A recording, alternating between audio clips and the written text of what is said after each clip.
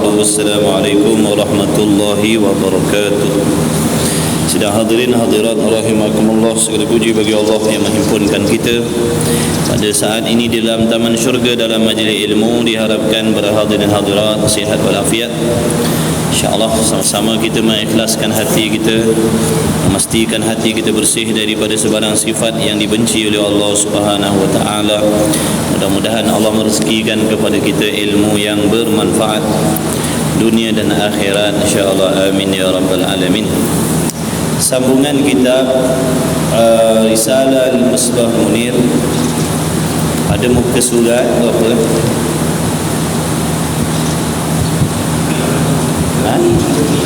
86. Kitab Rumi 86.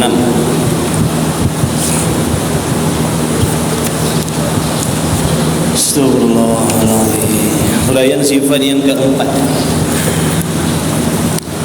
Baik, insyaAllah ini kelas akhir, ini kelas penangguhan lah malam ni, insyaAllah.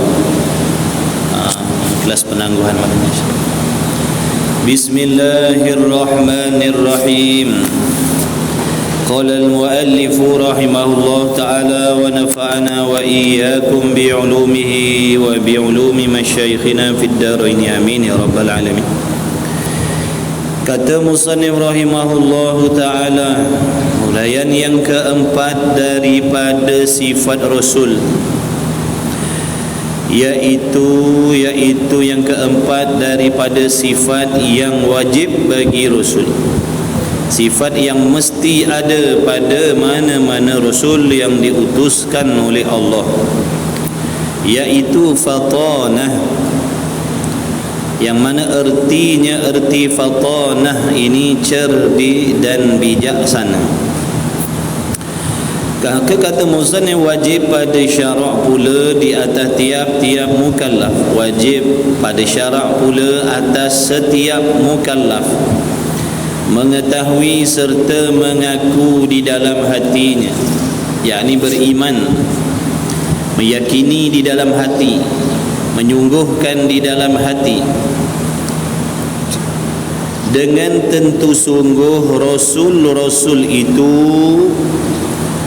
diutuskan oleh Allah, yang diutuskan oleh Allah Ta'ala itu bersifat, yakni wajib bersifat, mesti bersifat dengan fatanah, yang mana erti fatanah itu ialah cerdik dan bijaksana. Tidak ada pun seorang Rasul yang tidak cerdik, tidak ada Rasul yang tidak cerdik, yang tidak bijak. Segala Nabi dan Rasul itu semuanya di kalangan orang-orang yang Allah memberi kepada mereka kecerdikan dan kebijaksanaan yang luar biasa. Dan tentu tidak bodoh mereka itu, yakni sifat jahil pada Rasul, tidak cerdik pada Rasul itu merupakan sifat yang mustahil. Dan tentu tidak bodoh, tidak cerdik mereka itu pada menyampaikan, pada menghentikan dakwaan yang sesat yang timbul daripada orang-orang yang kafir, yakni pada waktu Nabi sallallahu alaihi wasallam ataupun pada waktu rasul-rasul yang terdahulu. Di kalangan mereka ada juga orang-orang bijak pandai, profesor-profesor, doktor-doktor di kalangan orang kafir yang nak berlawan, yang nak berhujjah, yang nak berdebat dengan para rasul. Maka sekalian mereka itu dikalahkan oleh para rasul dengan kebijaksanaan yang diberikan oleh Allah Subhanahu wa taala. Dan bijaksana pula pada mematikan kata-kata mereka itu dakwaan-dakwaan yang sesat yang dibawa daripada orang-orang kafir tadi, dengan mendatangkan hujjah-hujjah yang terang, dengan Nabi membawakan dalil-dalil, bukti-bukti yang terang, yang nyata, yang jelas dan sah sebagaimana didapatkan di dalam kisah-kisah dan cerita-cerita mereka itu di dalam Al-Quran dan hadis yang mereka itu para rasul mengalahkan dan mematikan dakwaan-dakwaan segala lawan-lawan mereka itu. Itu hikmahlah. Seandainya para rasul itu tidak bijak, saya takkan sampailah agama Islam pada kita. Jadi hasilnya sampainya agama Islam pada diri kita ni asbab daripada kebijaksanaan para rasul yang berdakwah menyampaikan agama. Jadi nak menyampaikan agama ni kena bijak juga. Kerana orang yang tak setuju dengan agama ni bijak-bijak juga. Yang tak setuju dengan agama ni orang bijak juga. Banyak yang bijak, banyak yang pandai. Jadi kalau pendakwah-pendakwah tidak bijak untuk mematikan, mengalahkan hujah-hujah yang sesat yang timbul, yang datang daripada mereka-mereka yang tidak gemarkan kepada agama Islam, maka tidak akan berkembanglah Islam tadi. Tidak berkembanglah Islam. Maka kita tengok dalam negara kita, kalau dulu-dulu orang-orang alim ni berasal daripada orang-orang yang bijak-bijak, alim. Kalau dulu rata-rata lah kita katakan, mana-mana yang mengaji agama, duk pondok, duk tahfiz, mana semua otak grade A.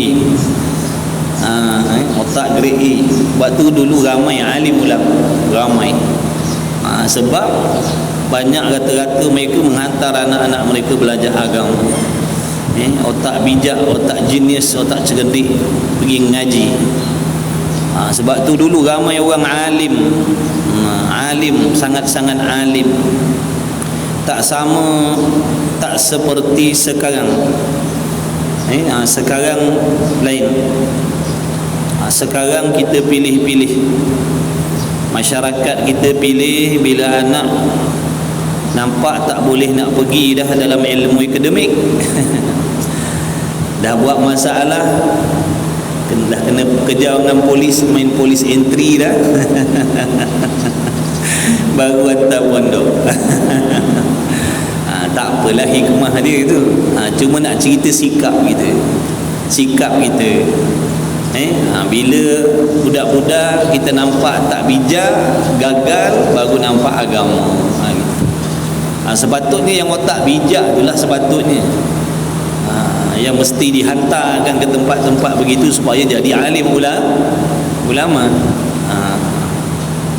Sama macam sekarang ni budak masalah hantar pondok. Dah duduk di luar 7-8 tahun dengan masalah, hantar pondok. Pening kepala tu guru pondok nak ngadap. Baru 3 hari masuk pondok dah pergi curi pisang orang. Dan lah kena jahat betul budak pondok. Anak pondok juga yang kena, padahal dia jahat di rumah lama dah. Tapi tak apalah, adalah hikmah tu. Cuma nak cerita sikap kita bila nampak budak-budak dah tak boleh pergi dalam ilmu dunia, ngaji pondok yang grade A, ni kena hantar ilmu dunia, ada peluang jadi orang kaya ni besok ni. Ni ada peluang jadi orang kaya ni besok ni. Kalau bijak ni, belajar ni, dapat sijil tinggi-tinggi, ni boleh jadi nanti akan dapat tawaran gaji yang mahal-mahal kian. Na'udzubillah. Jangan macam tu lah. Jangan, maknanya kita meletakkan agama tu di bawah sekali, jangan. Baik. Jadi para rasul ni dibijak. Kalau rasul tak bijak, macam mana nak mengalahkan dakwaan-dakwaan daripada orang pintar-pintar di kalangan orang kafir? Orang kafir pun ada yang pandai, yang bijak, yang cerdik. Kalau rasul tak bijak, dalam perdebatan, contohnya dalam hujah-hujah, rasul tak boleh nak bagi hujah, tak boleh nak jawab. Macam mana nak berkembangnya, macam mana nak zahirnya perkara yang sebenar, macam mana nak mematikan dakwaan yang sesat kalau rasul tidak bijak. Sebab itu perlu kita tahu, di antara dalil bukti yang menunjukkan bahawasanya para rasul itu bijak dalam menyampaikan agama ni, sampai kepada kita agama Islam. Sampai kepada kita agama Islam, sampai kepada kita iman dan Islam ni, itulah merupakan dalil bukti bahawasanya Rasul sallallahu alaihi wasallam itu adalah orang yang bijak di dalam menyebarkan agama. Kalau Rasul tak bijak, tak sampai agama. Berdebat dengan orang kafir si kalah. berhujah dengan orang kafir si kalah je. Dah macam mana nak zahirnya agama Islam.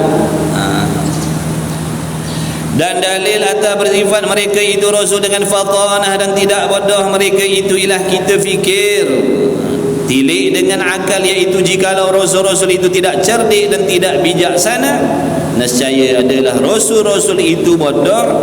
Lawan bagi kata cerdik bijak tadi. Dan iaitu rasul tidak bijak, rasul tidak pandai, mustahil tak boleh terima. Nak mengatakan rasul tu tak pandai, tak bijak, tak cerdik, mustahil, akal tak boleh terima. Kenapa tak boleh terima? Kenapa mustahil? Kerana luput hikmah yang dilantikkan jadi rasul. Hilang hikmah, ataupun kita kata tak ada faedah. Tak ada faedah Allah mengutuskan rasul yang tidak bijak. Kerana hikmah dia, hikmah Allah Ta'ala utuskan rasul ni, iaitu nak menyebarkan agama yang sebenar, nak mengalahkan fahaman-fahaman yang sesat lagi menyesatkan. Maka kalau seandainya rasul itu tidak bijaksana, bagaimana nak tersebarnya, macam mana nak berkembangnya Islam, macam mana nak berkembangnya dakwah tadi tu, kalau rasul tu sendiri tidak bijak. Jadi hikmah, di antara hikmah Allah Ta'ala melantik dan mengutuskan rasul tu ialah mana? Dan hikmah jadi rasul itu ialah di antaranya mengalahkan dan melemahkan seteru, yakni musuh daripada orang kafir. Itu di antara hikmah. Di antara hikmah Allah mengutuskan rasul, di antaranya banyak hikmahnya. Di antaranya nak mengalahkan orang-orang kafir. Maka jika bodoh mereka itu, kalaulah seandainya rasul itu tak pandai, tak bijak, tak cerdik, nescaya tak dapat mereka itu rasul mengalahkan seteru mereka itu. Kalau rasul tak bijak, macam mana nak mengalahkan dakwaan-dakwaan, perdebatan daripada orang-orang kafir yang sesat? Macam mana? Dan iaitu rasul tidak boleh mengalahkan musuh-musuh, mustahil. Kerana nyata keterangan di dalam Al-Quran pada beberapa tempat, yakni banyak tempat yang menunjukkan kebijaksanaan mereka itu. Jadi banyak dalil-dalil dalam Quran sana menunjukkan kepintaran, kebijaksanaan rasul. Bahkan kebijaksanaan rasul itu sebahagian daripada mukjizat para rasul. Mukjizat dia, di antara kemukjizatan para rasul, Allah memberikan kebijaksanaan yang luar biasa kepada mereka. Dan lagi pula jikalau mereka itu bodoh, kalaulah ni dalil aklinya, kalaulah rasul itu tidak bijak, tak pandai, nescaya seorang pun tidak yang mengikut mereka itu. Siapa nak ikut Muhammad sallallahu alaihi wasallam tu kalau dia tak bijak? Padahal orang-orang pada waktu tu ramai di kalangan orang-orang yang cerdik pandai, takkan nak menjadikan Muhammad itu sebagai ikutan. Kalau Muhammad sallallahu alaihi wasallam itu orang yang tak cerdik, orang yang tak bijak, orang yang tak pandai, dah tentulah orang takkan peduli ke dia. Itu dalil akal ni. Takkan orang yang bijak nak mengikut orang yang tak bijak pula. Dahlah bijak, pembesar pula, orang kaya pula, pembesar pula, ketua-ketua kabilah pula, tiba-tiba nak ikut Muhammad, dahlah miskin, tak bijak pula dah. Itu dalil akli ni. Kalau rasul tak bijak, nescaya tak ada orang lah nak ikut. Kalau begitu kejaplah di hati kita, yakni sungguh-sungguhlah di hati kita beriman, yakin, percaya, setuju bahawa sekalian rasul itu, masuklah nabi-nabi, bersifat dengan fatanah, bersifat dengan bijak, tidak bodoh mereka itu. Tidak bodoh mereka itu. Wallahu a'lam. Habislah sifat yang wajib bagi rasul, habislah. Siddiq, amanah, tabligh, fatanah. Diwajib kita beriman bahawasanya rasul itu bijak. bijak, pandai, mahir dalam menyebarkan agama Islam, sehingga sampai ke hari ini kita dapat menikmati nikmat Islam, hasil daripada kebijaksanaan Rasulullah sallallahu alaihi wasallam. Kemudian katanya musannif lagi huraian yang kelima bagi Rasul, iaitu sifat jaiz. Yang ini bukan sifat wajib, tapi ini sifat yang jaiz, sifat yang harus, artinya yang harus bagi Rasul. Selain daripada Rasul itu bersifat dengan sifat-sifat yang wajib, dan dalam masa yang sama mustahil mereka itu bersifat dengan lawan-lawan bagi sifat yang wajib, mereka itu juga bersifat dengan harus, iaitu mana? Harus secara umum, harus mereka itu Rasul bersifat seperti sifat-sifat makhluk, sifat-sifat manusia. Tapi bukan semua sifat manusia dah. Ada sifat-sifat yang tertentu sahaja yang dikatakan harus pada Rasul. Ada sifat-sifat manusia yang mustahil ada pada Rasul. Wajib pada syarak juga atas tiap-tiap mukallaf mengetahui serta mengaku di dalam hatinya. Wajib membenarkan, wajib menyungguhkan, jangan syak, jangan ragu-ragu, jangan mempertikaikan dengan bahawasanya sekalian Rasul-Rasul itu harus jatuh kepada mereka itu sifat-sifat dan perangai-perangai. Maksud harus jatuh tu dengan makna harus berlaku. Sekalian Rasul-Rasul itu harus berlaku kepada mereka. Jatuh dengan makna harus berlaku, harus ada pada mereka itu sifat-sifat dan perangai-perangai seperti perangai-perangai manusia yang tidak membawa kepada kekurangan martabat mereka itu, dan tidak meluput akan hikmah jadi Rasul bagi mereka itu. Yang ni Rasul-Rasul ni dia harus bersifat dengan sifat manusia, tapi bukan semua sifat manusia. Sebab manusia ni sifat macam-macam, perangai macam-macam kita manusia ni. Adakah semua sifat manusia itu harus ada pada Rasul? Jawabnya tidak semua. Tidak semua. Hanya sifat manusia yang terpuji saja. Hanya sifat dan akhlak perbuatan manusia yang terpuji sahaja, yang mulia-mulia sahaja, yang indah-indah sahaja, yang beradab berakhlak sahaja. Adapun sifat perangai kelakuan manusia yang tidak elok, yang tidak baik, yang tidak beradab, yang tidak berakhlak, itu mustahil ada pada Rasul. Bukan semua, bukan semua. Sifat yang terpuji saja. Sifat yang hina, sifat yang jijik, sifat yang kotor, sifat yang rendah, itu tidak ada pada Rasul. Itu mustahil. Yang dikatakan harus, yakni boleh bersifat ni, boleh Rasul bersifat dengan sifat-sifat manusia ni, yakni hanya tertentu kepada sifat yang mulia saja, sifat yang terpuji saja. Itu maksudnya. Mana contohnya?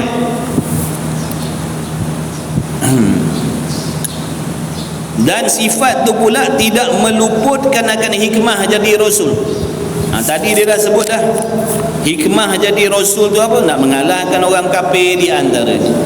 Di antaranya supaya manusia rapat dengan dia, tertarik dengan dia, supaya mudah nak menyampaikan agama. Itu hikmah.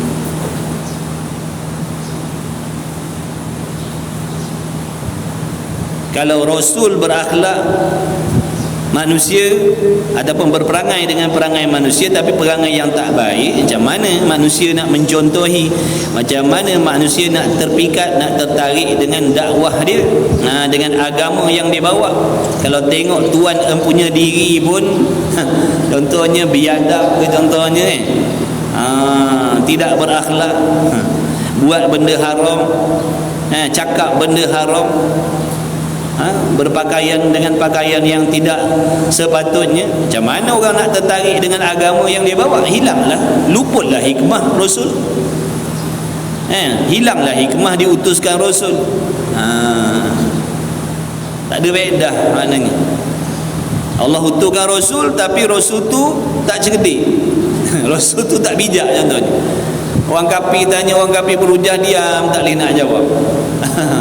Lepas tu perangainya pula perangai tak elok, perangai tak baik. Tapi nak sebarkan agama, tak ada faedah hantar Rasul macam tu. Itu yang dimaksudkan hilang hikmah tu.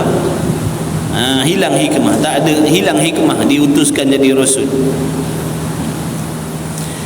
Contohnya mana sifat-sifat manusia yang harus ada pada Rasul? Seperti makan. Walaupun mereka itu Rasul utusan Allah, mereka juga seperti manusia lain makan. Mereka makan, tapi makan makanan yang suci, yang bersih. Maknanya bukan makan sebarang. Makan makanan yang haram mustahil. Makan makanan yang syubhah mustahil. Makan daripada sumber usaha yang haram mustahil. Makan daripada sumber yang syubhah mustahil. Makna makan makanan yang bersih, yang halal, bukan daripada usaha yang haram, bukan. Dan bukan tu saja, diri makanan tu suci, diri makanan tu bersih. Makan tu pula sekadar apa? Nabi kata makan waktu kenyang, berhenti sebelum lapar. Tu makan sampai mengah, itu tak ada. Itu tak ada. Sampai berkilat kulit perut kita. Kali tak terik perut tak berhenti. Itu tak ada. Akhlak makan macam tu mustahil bagi Rasul. Makan sampai 2-3 pinggan, makan bertambah-tambah, contohnya tak ada. Itu akhlak tak ada pada Rasul lah. Maka maksudnya makan, cara makan, akhlak makan yang terpuji. Rasul tak makan sambil berjalan. Rasul tak makan sambil berjalan. Penuh adab, penuh akhlak, penuh kemuliaan. Walaupun makan tapi mulia. Cara suapan dia semua serba-serbi. Cara kunyahan dia bukan makan macam kita. Makan macam kita tak dapat markah lah. Tak ada markah lah.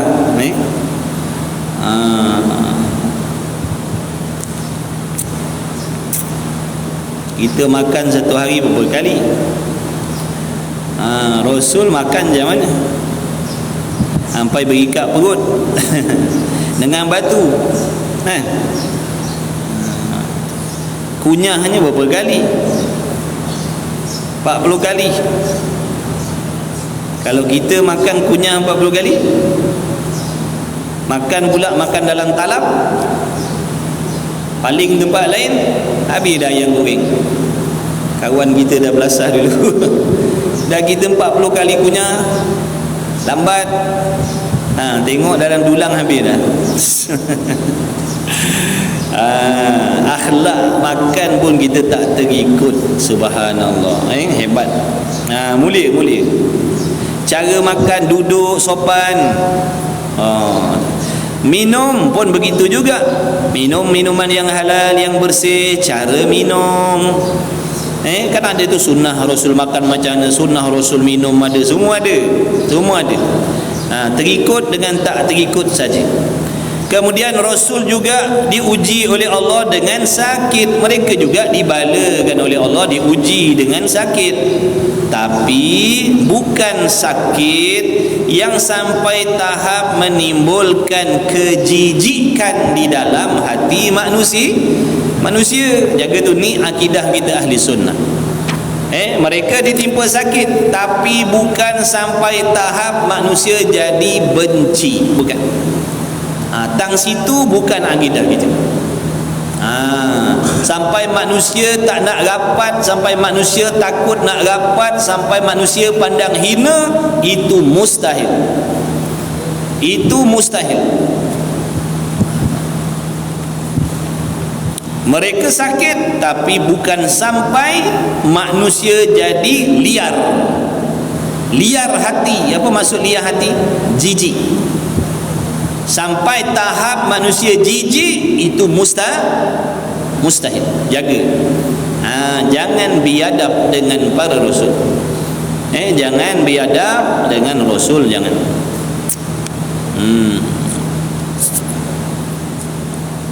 Jadi ada tokoh tambah daripada golongan-golongan pahaman-pahaman yang tidak bertanggungjawab. Mereka menambah-nambah cerita sehingga ada rasul yang dilihat menjijikkan. Nauzubillah. Itu sebenarnya cerita yang nak menghina rasul. Jaga baik-baik. Ayub, Nabi Allah Ayub, dia sakit, tapi bukan sampai manusia jijik. Bukan sampai tahap manusia jijik, bukan.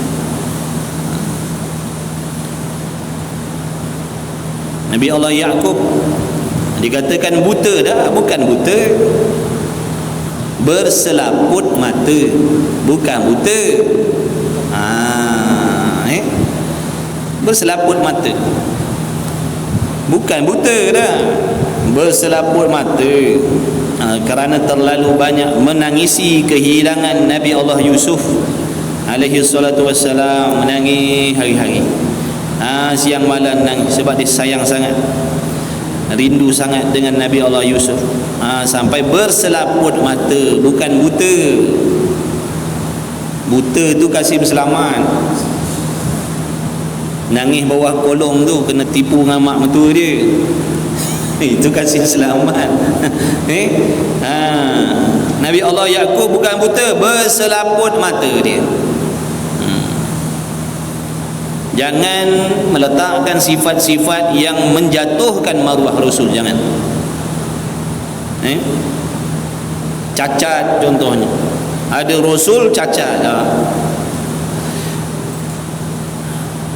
Berkahwin, mereka berkahwin, bersuka-suka dengan isteri-isteri, walaupun mereka itu utusan Allah, tapi mereka lah, contohnya Nabi kita Muhammad sallallahu alaihi wasallam, dia adalah suami yang paling romantik sekali di alam semesta ini. Tak ada yang lebih daripada baginda Nabi sallallahu alaihi wasallam. Dialah yang paling contoh tauladan suami yang terbaik di alam semesta, Nabi kita Muhammad sallallahu alaihi wasallam. Dia contoh kan, contoh semua tauladan semua duduk di diri Nabi kita Muhammad sallallahu alaihi wasallam. Di suami bersuka-suka, bergurau senda dengan suami, dengan isteri. Bukan bermakna mereka itu rasul, mereka tak bercakap, diam sepanjang hari, serius saja muka, wajahnya Masya Allah, subhanallah. Allahumma salli ala sayyidina Muhammad. Kita baru ngaji 2-3 hari, muka bengih. Orang tengok kita pun takut. Mentang-mentang lah ngaji, mentang-mentang lah kita ngaji tasawuf, serius je muka kita. Ahli tasawuf. Allah, orang nak tegur pun takut tengok muka. Nabi dah apa, tengok wajah dia semua terpikat, semua seronok, semua jadi nak rapat. Bukan tengok takut. Kita pun tengok takut. Nak bagi salam mikir, nak bagi salam ke tidak, ni kan kena jerekah, ni kan kena tengking tak pasal-pasal. Baru ngaji 3 hari. Allah, Orang bagi salam pun muka paling empat lain dah kita. Mentang ngaji tasawuf. Allah. Nabi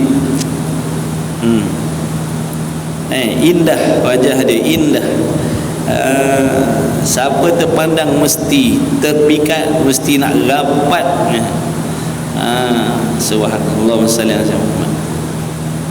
Bukan tengok jadi takut dah, bukan tengok jadi takut. Tengok wajah Nabi jadi seronok, jadi nak rapat. Cuma orang kafir tak rapat tu sebab Islam tu je, sebab Islam yang dibawa itu yang orang kafir tak suka. Tapi kalau tengok kepada parah rupa dia, ketampanan dia, akhlak dia, semua terpikat. Semua pasti tertunduk, terpikat. Bayangkan macam mana isteri mereka dan sahabat yang duduk bergaul setiap hari dengan Nabi sallallahu alaihi wasallam. Bertuah sungguh. Itulah di antara karamah yang tak ada wali yang boleh lawan. Di antara karamah kemuliaan yang tidak ada wali seorang pun yang boleh tanding, iaitu mana? Duduk bersemuka bergaul dengan Nabi sallallahu alaihi wasallam. Itu karamah yang paling tinggi sekali. Memang kemuliaan wali-wali itu banyak, tapi yang paling hebat sekali kata ulama, karamah wali-wali yang paling hebat sekali duduk pada sahabat radhiyallahu taala anhum, iaitu duduk bersekali berkhidmat dengan Rasulullah sallallahu alaihi wasallam. Itu tak boleh lawan. Itu tak boleh lawan. Dan sebagainya daripada perangai-perangai yang tidak mengurangkan martabat dan meliarkan manusia. Tutur katanya lemah lembut, meraihkan tetamu, meraihkan orang yang berhajat kepada penghijrahan. Dia tak bengis sebarang tempat, dia tak bengis. Dia ada tempat-tempat. Dia ada tempat-tempat dia, bukan sentiasa Rasul tu. Dia terbaik. Contoh tauladan. Contoh tauladan, idola. Ada pun perangai-perangai yang mengurangkan martabat dan meliarkan akan manusia, seperti makan sambil berjalan contohnya. Perangai makan sambil berjalan, itu tidak ada pada Rasul. Sambil-sambil berjalan, sambil-sambil mengunyah, tak ada. Akhlak macam tu tak ada pada Rasul. Dan penyakit gila contohnya. Penyakit gila, ada Rasul yang gila contohnya, hilanglah hikmah. Macam mana nak menyampaikan risalah kalau gila? Allah utuskan Rasul yang gila untuk menyebarkan Islam lah. Macam mana? Hilang hikmah lah, tak ada faedah lah dia utus Rasul yang gila. Hantar, contoh nak hantar orang pergi berdebat, hantar yang tak pandai, buat apa? Hilang hikmah lah. Kalau nak hantar yang berdebat, yang nak berhujah, mestilah yang terbaik, yang paling bijak, yang paling pandai. Tadi akal kita tak boleh terima kalau nak dikatakan Rasul itu tak bijak. Akal kita tak boleh terima. Kenapa pula? Membawa kepada hilang hikmah, hilang faedah mengutuskan Rasul. Hilang hikmah. Atau ditimpa penyakit atas mereka itu dengan penyakit yang meliarkan manusia. Nampak tak tu? Sakit tu harus bagi Rasul, tapi yang mustahilnya mana? Penyakit yang meliarkan, yang menjijikkan. Orang tengok jadi geli, orang tengok jadi takut nak rapat. Penyakit-penyakit sampai tahap demikian mustahil. Hilang hikmah lah. Nak sebar agama macam mana? Nak menyebarkan agama macam mana? Orang tak berani nak rapat. Tengok jauh orang lari dah, orang jijik dah. Contohnya mana? Penyakit badam, penyakit pecah belah. Kalau kita kata penyakit kusta contoh, penyakit sopak, dan sebagainya. Mulut berbau, badan berbau, berpanau contohnya, berkurap contohnya.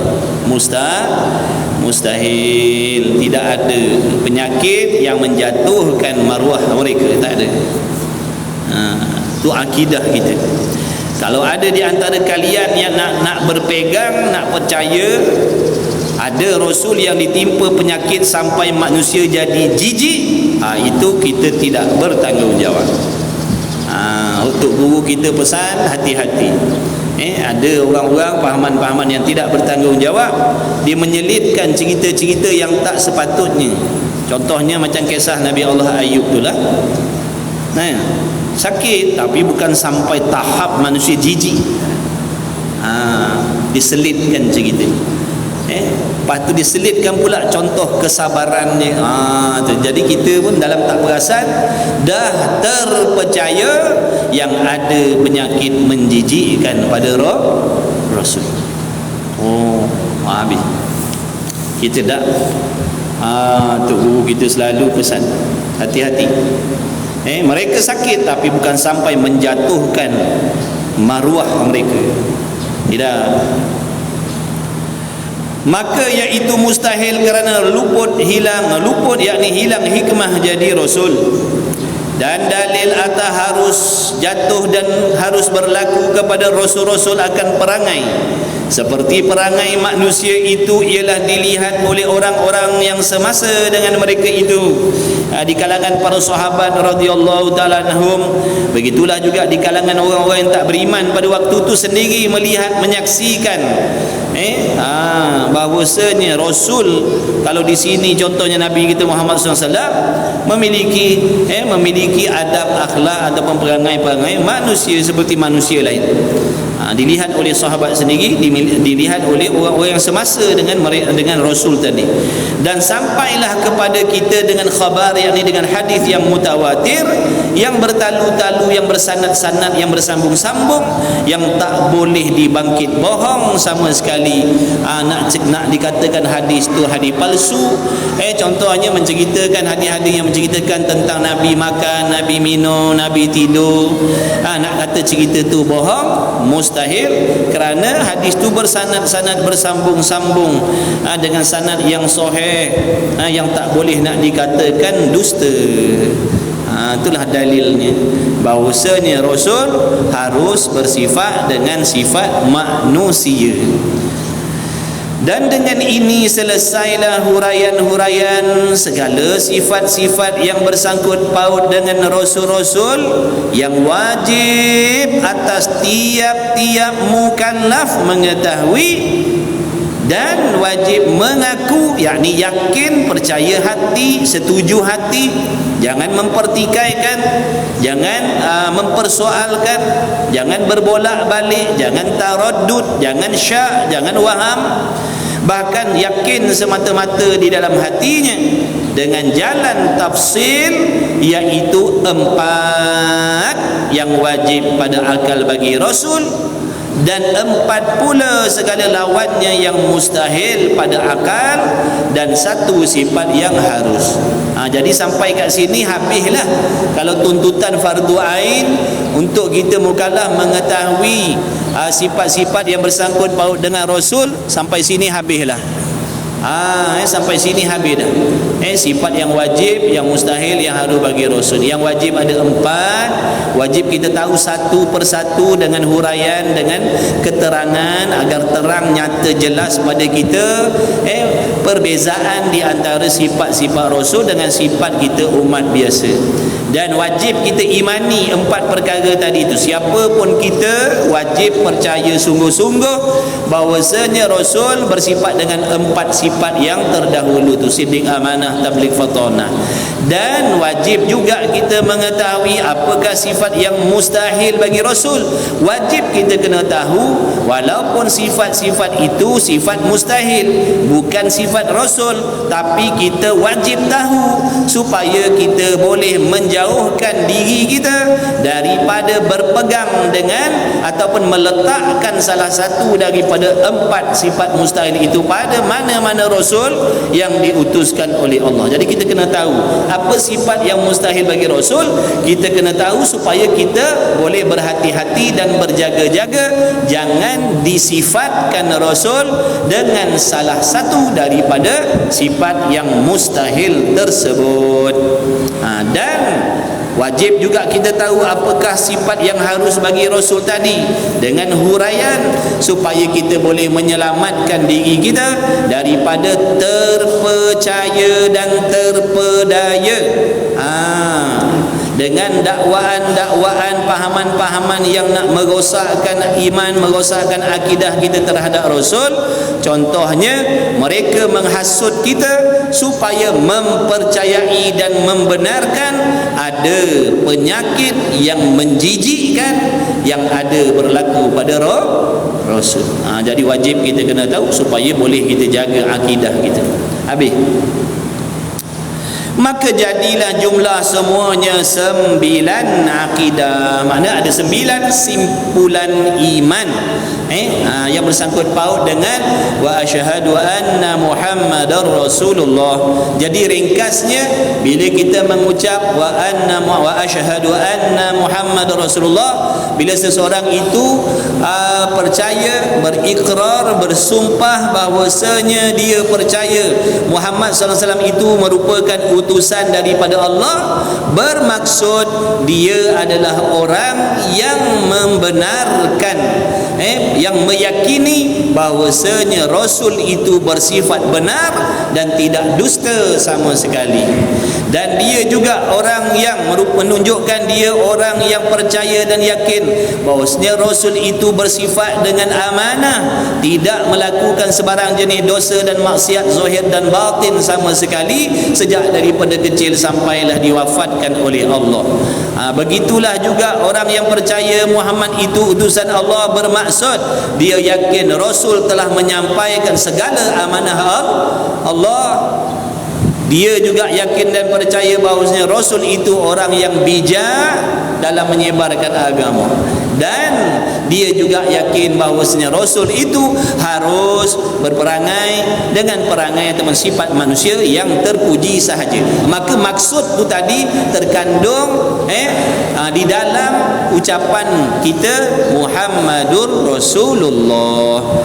Tu maksud yang tersirat di sebalik Muhammadur Rasulullah. Bila kita percaya Muhammad itu utusan Allah, bermaksud kita yakin dan percaya 4 perkara yang wajib, dan kita menafikan lawan yang 4 itu daripada sifat yang mustahil, dan kita percaya akan satu sifat yang harus bagi Rasul.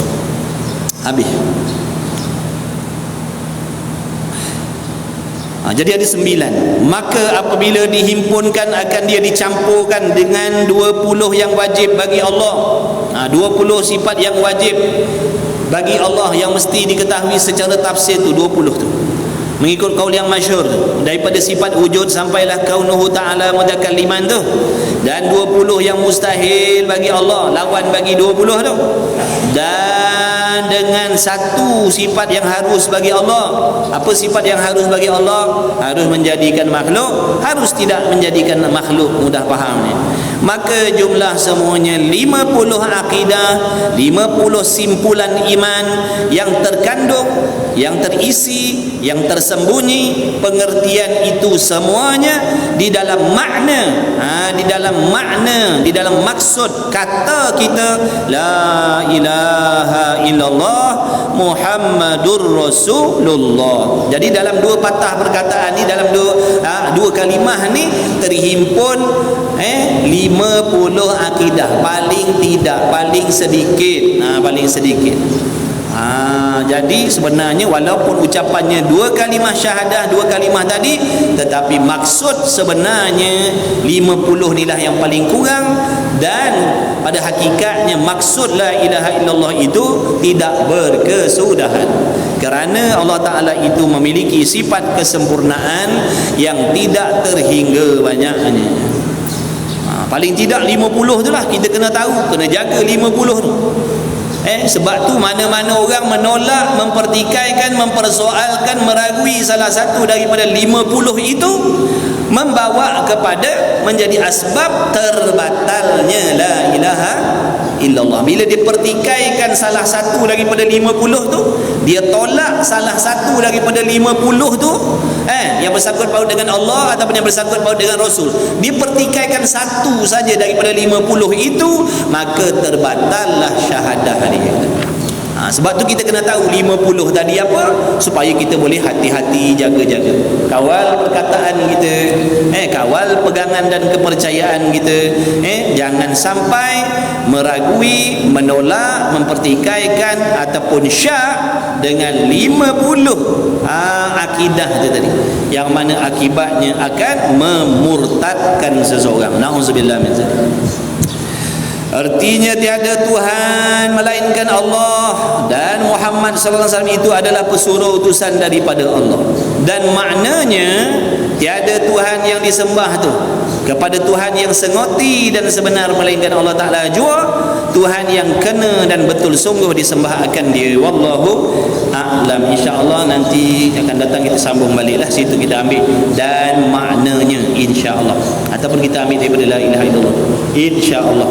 Tandalah situ nanti lepas raya lama lagi lepas raya, mudah-mudahan Allah Ta'ala panjangkan umur kita semua, insya-Allah diberi kesihatan, keafiatan yang baik untuk menjalani ibadah, khususnya nanti di dalam bulan Ramadan. Dan di kesempatan ini, dalam majlis ilmu ini, kita mohon kepada Allah, mudah-mudahan kita semua diampunkan dosa oleh Allah. Masuklah ibu bapa kita, anak isteri kita semuanya, sahabat andai, kawan-kawan kenalan kita semuanya, muslimin muslimat, mukminin mukminat, mudah-mudahan mendapat keampunan daripada Allah. Mudah-mudahan kita dipilih oleh Allah, selalu sentiasa dipilih untuk hadir dalam taman-taman syurga majlis ilmu. Mudah-mudahan Allah Ta'ala memberikan kepada kita taufik untuk mengamalkan segala ilmu yang telah sampai kepada kita. Mudah-mudahan Allah Subhanahu Wa Ta'ala merezekikan kepada kita semua husnul khatimah. Mudah-mudahan Allah Ta'ala merezekikan kepada kita mendapat syafaatnya Nabi Muhammad sallallahu alaihi wasallam. Mudah-mudahan Allah Ta'ala melahirkan daripada keturunan kita anak-anak yang soleh, yang solehah, yang bertakwa, berjaya dunia dan akhirat. Mudah-mudahan Allah Ta'ala memberikan kepada kita nikmat yang ada berkah, rezeki yang ada keberkatan, yang mana dengan dia jadi asbab kita mudah untuk mendekatkan diri kepada Allah Subhanahu wa Ta'ala. Dan di kesempatan ini saya minta ampun maaf banyak-banyak daripada pihak diri saya dan ahli keluarga saya, andai kata ada kesilapan, kesalahan yang saya sedar ataupun yang saya tak sedar, saya minta ampun maaf banyak-banyak. La haula wala quwata illa billahil aliyil azim. Insya-Allah mudah-mudahan kita bertemu lagi lah nanti. Saya ucapkan selamat menjalani ibadah Ramadan, dan insya-Allah mudah-mudahan Allah izinkan lagi saya bertemu dengan kalian agar dapat saya mengambil keberkahan daripada kalian yang dimuliakan oleh Allah Subhanahu wa Ta'ala, insya-Allah. Bismillahirrahmanirrahim. Alhamdulillahirabbil alamin, wassalatu wassalamu ala Rasulillah. Allahumma rabbana fa'na bima 'allamtana, rabbana 'allimna alladhi ma yanfa'una, rabbana faqih ahlana wa qarabatina fi dinina ma'al kutri untha wa dhakar, wa sallallahu ala sayyidina Muhammad wa ala alihi wa sahbihi wa baraka wa sallam. Alhamdulillahi rabbil alamin. Taqabbalallahu minkum minna wa minkum, taqabbal ya karim.